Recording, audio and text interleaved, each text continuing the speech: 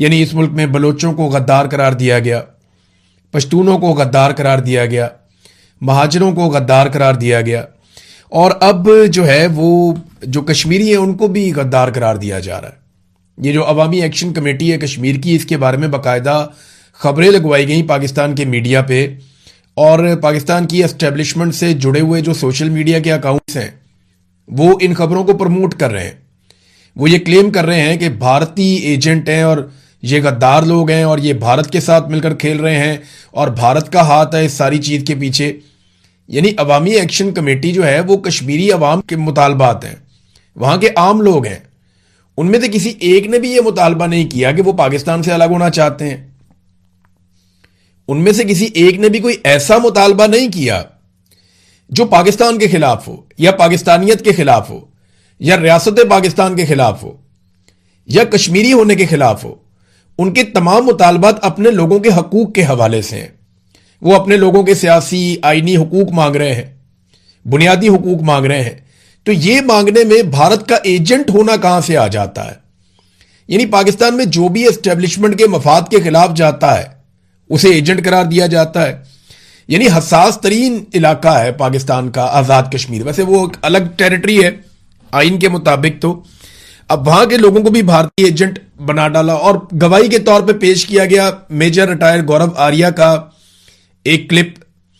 تو دیکھیں، گورو آریہ ایک انڈین ریٹائر میجر ہیں، وہ وہاں پہ پولیٹیکل اینالسٹ ہیں، اس کے علاوہ وہ ایک دفاعی تجزیہ کار بھی ہیں۔ وہ اپنا ان کا ایک نقطہ نظر ہے، اس سے اختلاف رہتا ہے پاکستانیوں کو اکثر، اور ہم اختلاف کرتے بھی رہتے ہیں، لیکن میجر گورو آریہ کے ایک کلپ کو اٹھا کے اس کی بنیاد بنا کے آپ میڈیا پہ یہ خبریں چلا رہے ہیں کہ آزاد کشمیر میں جو عوامی تحریک ہے جو ابھی کھڑی ہو گئی ہے حکومت کے سامنے، اور ماضی میں ہم نے دیکھا کہ انہوں نے بار بار احتجاج بھی کیا، ان کی جانیں بھی گئیں، لیکن اس کے باوجود وہ اپنے مطالبات پہ ڈٹے ہوئے، اس کو انڈیا کے ساتھ جوڑا جا رہا ہے۔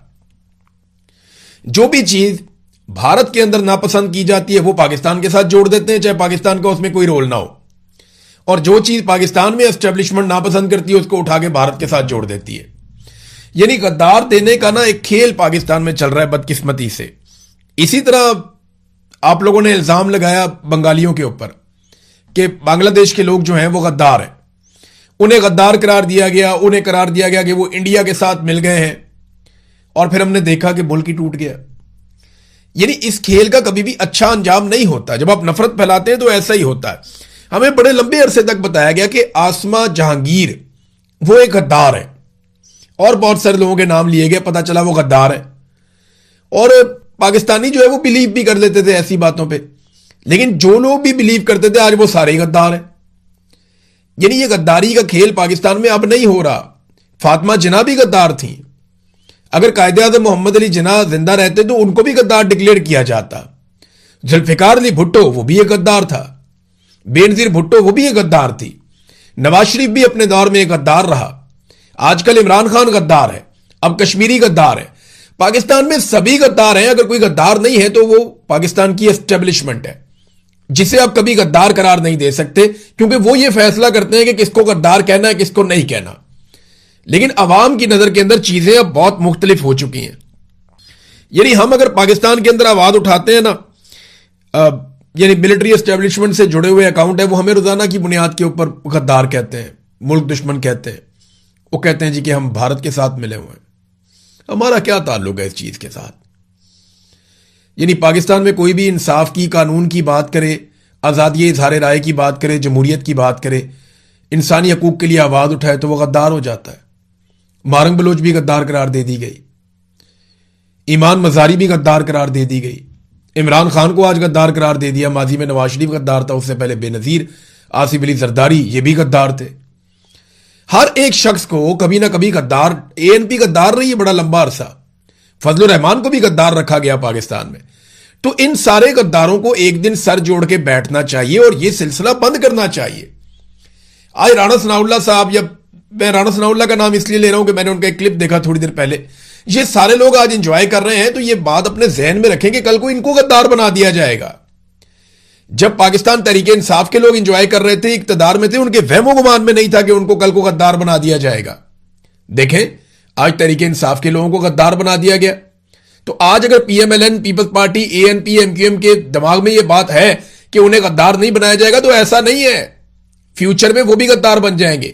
جو صحافی آج اسٹیبلشمنٹ کے ساتھ مل کر خبریں دے رہے ہیں، دیکھیں خبریں دینا تو صحافی کا حق ہے، وہ دیں، لیکن جو ان کے ساتھ مل کر کھیل رہے ہیں، میں ان کی بات کرتا ہوں، جو ان کے ہاتھوں میں کھیل رہے ہیں ان کو یہ بات سمجھنی چاہیے کہ غدار آپ کو بھی بنا دیا جائے گا.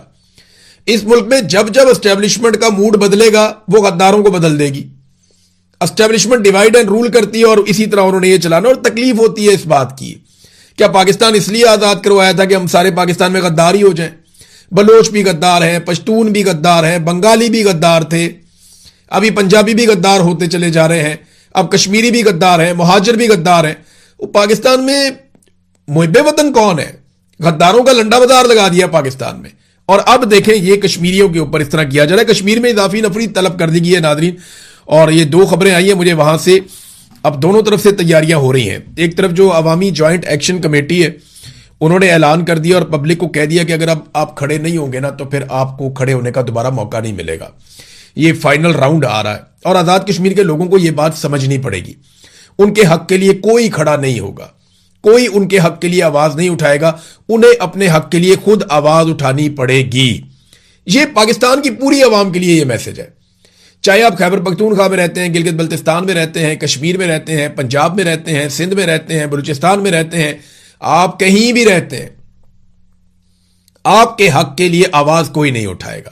آپ کو اپنے حق کے لیے آواز خود اٹھانی پڑے گی. آپ کو اپنی لڑائی خود لڑنی پڑے گی.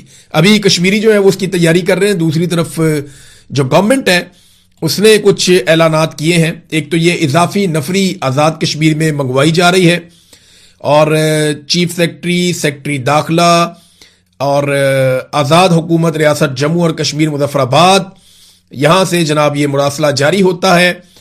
اور معاملہ یہ ہے کہ مورخہ 9 جون 2026 کو جوائنٹ عوامی ایکشن کمیٹی کی جانب سے دی گئی احتجاجی کال لانگ مارچ سے پیدا ہونے والی صورتحال سے مؤثر طریقے سے نمٹنے کے لیے آزاد کشمیر کے مختلف اضلاع میں دستیاب نفری کے علاوہ بیرونی آزاد کشمیر سے سول اور آرمڈ فورسز کو یہاں بلایا جائے تاکہ جناب یہ ان کو نمٹا جا سکے. اب ساتھ وہ کہہ رہے ہیں جی کہ 40% نفری اسلحہ اور ایمونیشن سے لیس ہو، یعنی اتنا ہتھیار وہ منگا رہے ہیں، ایمونیشن ساتھ ان کے ہونا چاہیے، اسلحہ ساتھ ان کے ہونا چاہیے. 60% نفری کے پاس اینٹی رائٹس اکوپمنٹ ہونا چاہیے، ٹیئر گیس شیلز وغیرہ ہونے چاہیے. یعنی 60% لوگ ڈنڈا سوٹا لے کر آئیں، ٹیئر گیس کے شیلز لے کر آئیں اور اینٹی رائٹس کا سارا سامان لے کر آئیں تیاری کر کے. جبکہ باقی جو 40% ہیں وہ اپنا اسلحہ اور ایمونیشن سے پورے لیس ہو کر آئیں. یہ کیا کرنے جا رہے ہیں؟ کوئی جنگ لڑنے جا رہے ہیں. اور بندے جو ہیں وہ 14,000 اضافی نفری بلائی گئی ہے آزاد کشمیر میں. اس میں ایف سی کے 6,000 ہیں، رینجرز کے 5,000 ہیں، اسلام آباد پولیس کے 2,000 ہیں، سندھ پولیس کے 1,000 ہیں. پنجاب پولیس کو ابھی نہیں بلایا گیا کیونکہ پنجاب پولیس جو ہے وہ گلگت بلتستان کا الیکشن چوری کرنے کے لیے گئی ہے. وہ وہاں جب الیکشن چوری کر لیں گے اور اس کے بعد اگر ضرورت پڑی آزاد کشمیر میں تو اس طرف بھی پنجاب پولیس کی نفری بھجوائی جائے گی، اور ممکن ہے کہ بعد میں کہیں اور سے کوئی اور بندے بھی بلا لیے جائیں. بہرحال حکومت کے پاس ایک محدود تعداد میں لوگ ایسے موجود رہتے ہیں جنہیں وہ لوگوں کو دبانے کے لیے استعمال کرتی ہے، یا اسلحہ، بارود، یا یہ آپ کہتے ہیں اس کو آنسو گیس کی شیلنگ اور یہ چیزیں. حکومت جب سے یہ عاصم منیر صاحب آئے نا تب سے لے کر اب تک جتنی شیلنگ پاکستانیوں پہ ہوئی ہے نا تاریخ میں کبھی ایسے شیلنگ نہیں ہوئی تھی. ویسے جنرل باجوہ نے بھی کمال ہی کر دیا تھا. شیلنگ تو ہمیشہ سے ہی پاکستانیوں پہ ہوتی رہی ہے لیکن اس دور میں بڑی کمال شیلنگ کی گئی ہے عام شہریوں کے اوپر، اور بہت لوگوں کے گھروں تک اثرات اس کے گئے. ہم نے یہ دیکھا اور بار بار کور بھی کیا ہے. خاص طور پہ زمان پارک میں جو ہوا تھا وہ بڑا خوفناک تھا. اب ناظرین ایک اور اس کے اندر خبر ہے، اور خبر یہ ہے کہ حکومت نے سیاحوں کو یہ کہہ دیا ہے، آزاد کشمیر کی حکومت نے، کہ آپ یہاں سے نکل جائیں. ایک تو نفری طلب کر لی، دوسرا سیاحوں کو کہہ دیا کہ آپ آزاد کشمیر کو چھوڑیں اور آپ یہاں سے نکلیں اور آزاد کشمیر جانے اور وہاں کا احتجاج جانے اور وہاں کی سیکیورٹی فورسز جانے. تو ایسا لگتا ہے کہ حکومت نے یہ فیصلہ کر لیا کہ لڑائی کے ذریعے سے 9 جون کو شروع ہونے والے احتجاج کو یہ کنٹرول کرنے جائیں گے. دیکھیں ہوش کے ناخن لینے چاہیے. کشمیر ایک حساس علاقہ ہے. آپ کشمیریوں کو بھارتی ایجنٹ یا غدار قرار دے کے ان کے اوپر ہتھیار نہیں اٹھا سکتے. یہ نامناسب بات ہے. پاکستان کی بدنامی ہوگی. بین الاقوامی سطح پہ پاکستان کا جو مقدمہ ہے کشمیر پہ وہ مقدمہ کمزور ہو جائے گا. ہم نے کئی دہائیوں تک بڑا صبر اور بڑی محنت کی ہے. ہماری یہ محنت ضائع نہ کریں. بطور کشمیری میری آپ سے یہ اپیل ہے پاکستان کی اسٹیبلشمنٹ سے کہ اگر کوئی حکومت آپ کی منشا کے خلاف بھی بن جاتی ہے تو برداشت کیجئے, پاکستان کی خاطر برداشت کیجئے, پاکستان کو جڑا رہنے دیجئے. اس قسم کی حرکتوں سے پہلے بھی پاکستان ٹوٹ گیا تھا. اب جناب یہ جو ایک حکومت ہے آزاد کشمیر کی, آل پارٹیز کانفرنس ہوئی, آپ کو پتا ہے میں نے پہلے بتایا تھا آپ کو اس خبر کے بارے میں. اب یہ خبر کی تصدیق ہو رہی ہے, جیو نیوز نے بھی اس کو چھاپ دیا کہ حکومت آزاد کشمیر نے مہاجرین کی نشستوں کے معاملے پر آئینی رہنمائی کے لیے سپریم کورٹ میں ریفرنس دائر کر دیا ہے. Chief justice Azad Kashmir supreme court راجہ سعید اکرم خان کی سربراہی میں فل بینچ کل ریفرنس کی سماعت کرے گا. آپ اندازہ کریں کہ آج خبر آتی ہے, ایک دن پہلے خبر آتی ہے, آج سماعت ہو جائے گی. یعنی کل میں یہ خبر دیتا ہوں کہ جناب یہ فیصلہ ہوا اور فوری طور پہ ریفرنس کیا اور فوری طور پہ چیف جسٹس نے کہا میں سننے بیٹھ گیا ہوں. آپ سمجھ رہے ہیں نا بات, ایک آدھے دن کے اندر انہوں نے کوئی فیصلہ بھی لے لینا ہے, کوئی آرڈر لے کے کوشش کرنی ہے کہ عوامی جوائنٹ ایکشن کمیٹی کا راستہ روکا جائے اور کوئی آئینی جواز بنایا جائے. لیکن ادھر بھی تیاریاں پوری ہیں, وہاں لوگ جو ہے وہ راشن اکٹھا کر رہے ہیں, لوگ جو ہے تگڑے ہو رہے ہیں, ان کی فنڈنگ ہو رہی ہے اور فنڈنگ وہ آپس میں کرتے ہیں. کشمیری اتنے گئے گزرے نہیں, وہ بڑے تگڑے ہیں, وہ پوری معیشت چلاتے ہیں اور پاکستان بہت سارا پیسہ بھی وہ بھجواتے ہیں آزاد کشمیر کے شہری. تو ناظرین وہاں پہ جو ہے وہ بڑے پیمانے پہ تیاریاں ہو رہی ہیں, وہ راشن اکٹھا کر رہے ہیں, وہ اپنی ٹیمیں بنا رہے ہیں, کیمراز کے ساتھ ہر چیز کو فلمایا جائے گا, ہر طرح کے فالس فلیگ آپریشن کو کیسے ناکام بنانا ہے وہ بھی کر رہے ہیں, وہ اپنے سیکیورٹی کے تمام بندوبست بھی کر رہے ہیں. تو وہاں ایک عجیب و غریب صورتحال آزاد کشمیر کے اندر اسٹیبلشمنٹ کی ہٹ درمی کی وجہ سے بنتی چلی جا رہی ہے. ناظرین ایک چیز میں نا جاتے جاتے یہ کہنا چاہتا ہوں کہ نفرت کا نتیجہ چاہے دیر سے نکلے چاہے جلدی نکلے وہ اچھا نہیں نکلتا. طاقت سے دبا کر ہمیشہ لوگوں کو کنٹرول نہیں کیا جا سکتا. ہوش کے ناخن لیجئے, ضد چھوڑیے اور پاکستان کو آگے بڑھنے دیجئے. یہ ہر پاکستانی کا مطالبہ ہونا چاہیے. دوسرا ناظرین, گلگت بلتستان میں الیکشن تو چل رہا ہے, اب الیکشن جیسا چل رہا ہے وہ آپ ہی جانتے ہیں. اگر تو الیکشن فیئر اینڈ فری ہوا تو پاکستان تحریک انصاف وہاں پہ اکثریت لے جائے گی. جتنے بھی صحافی وہاں پہ گئے, جتنے لوگ گئے, وہ آف دی ریکارڈ سارے یہی بتاتے ہیں کہ ہم پہ بہت دباؤ ہے, لیکن اس کے باوجود ہم آپ کو یہ بتا دیں کہ پاکستان پیپلز پارٹی اور پی ایم ایل این ایسا نہیں ہے کہ وہ بالکل ہی غائب ہیں, انہیں ووٹ پڑیں گے, لیکن زیادہ ووٹ پاکستان تحریک انصاف کا ہے. اور تحریک انصاف کو تھوڑا سا بھی لیول پلینگ فیلڈ مل جاتا ہے تو تحریک انصاف یہاں پہ حکومت بنانے کی پوزیشن میں بھی آ سکتی ہے. اب آصفہ زرداری کو آج کل میں کچھ ویڈیوز دیکھ رہا تھا اور ہمارے کچھ صحافی بھی ان ویڈیوز کو پوسٹ کر رہے ہیں, بڑے جذباتی بیانات لکھ رہے ہیں کہ بے نظیر بھٹو کی شبیہ نظر آتی ہے آصفہ زرداری میں. تو یہ بے نظیر بھٹو کی توہین ہے. دیکھیں زمین آسمان کا فرق ہے. شہید بے نظیر بھٹو کی ایک بڑی شاندار سیاسی سٹرگل تھی. انہوں نے ایک تباہ شدہ پارٹی کو دوبارہ کھڑا کیا تھا اپنی ذہانت سے اور اپنی محنت سے.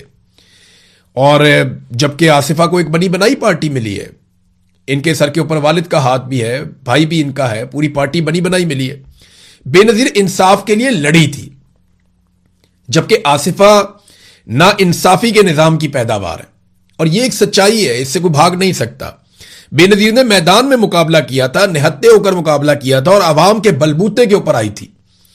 جبکہ آصفہ زرداری نے قومی اسمبلی میں آنے کے لیے تمام امیدواروں کو مشکل میں ڈالا.